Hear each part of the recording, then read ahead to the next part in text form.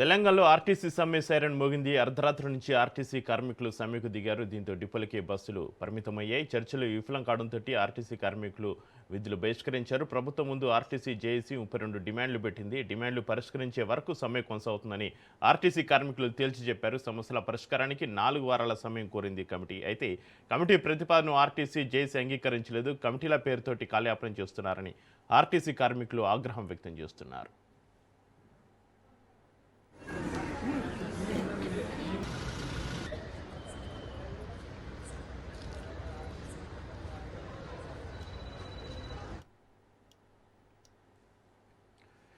తెలంగాణలో ఆర్టీసీ సమ్మె సైరన్ మోగింది.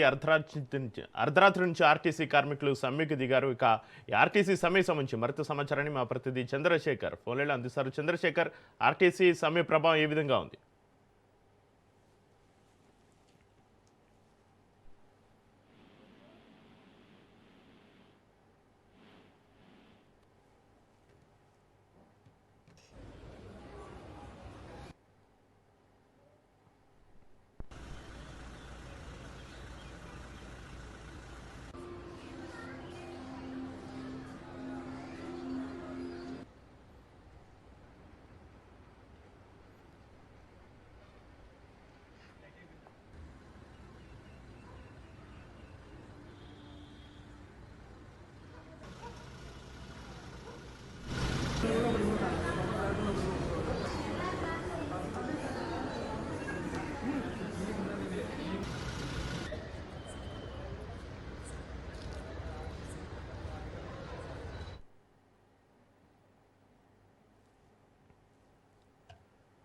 తెలంగాణలో ఆర్టీసీ సమ్మె సైరన్ మోగింది. అర్ధరాత్రి నుంచి ఆర్టీసీ కార్మికులు సమ్మెకు దిగారు. దీంతో డిపోలకే బస్సులు పరిమితమయ్యాయి. ఇక ఆర్టీసీ సమ్మె సంబంధించి మరింత సమాచారాన్ని మా ప్రతినిధి చంద్రశేఖర్ ఫోన్లో అందిస్తారు. చంద్రశేఖర్, చర్చలు విఫలమైన తర్వాత డిపోల వద్ద వాతావరణం ఎలా ఉంది? కార్మికులు అక్కడే బైఠాయించారా లేదా నిరసనలు ఉధృతం చేస్తున్నారా? అక్కడ పరిస్థితి ఏ విధంగా ఉంది? ప్రయాణికుల పరిస్థితి ఏంటి? ప్రభుత్వంతో జరిగిన చర్చలు విఫలమవడంతో ఆర్టీసీ కార్మికులు నిరవధిక సమ్మెకు వెళ్ళడానికి నిశ్చయించుకున్నారు. అందుకు యూనియన్లన్నీ కూడా అర్ధరాత్రి నుంచే సమ్మెకు పిలుపునిచ్చారు. ఈ నేపథ్యంలోనే ఇటు వరంగల్ ఆర్టీసీ రీజన్ పరిధిలోని 9 బస్ డిపోలకు సంబంధించి డిపోలకే బస్సులన్నీ పరిమితం అయిపోయాయి. 1036 బస్సులు ఈ 9 బస్ డిపోలలో ఉన్న నేపథ్యంలో ఈ 1036 బస్సులు కూడా మొత్తం డిపోలకే పరిమితమయ్యాయి.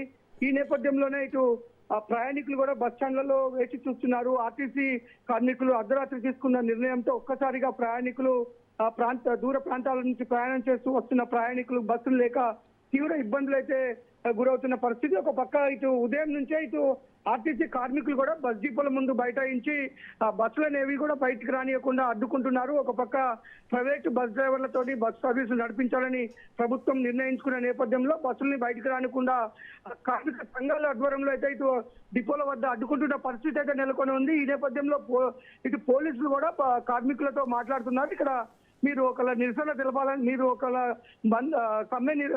సమ్మె పాల్గొనాలంటే పాల్గొనండి, కానీ ఇక్కడ ఎలాంటి గుమికూడి ఇక్కడ ఇబ్బందులు గురి చేస్తే వారిపైన కఠిన చర్యలు తీసుకుంటాం, చట్ట ప్రకారం కేసులు కూడా నమోదు చేస్తామని కార్మికులను కొంత భయాందోళన కలిగిస్తున్న పరిస్థితి అయితే బస్ డిపోల ప్రాంతంలో అయితే జరుగుతుంది.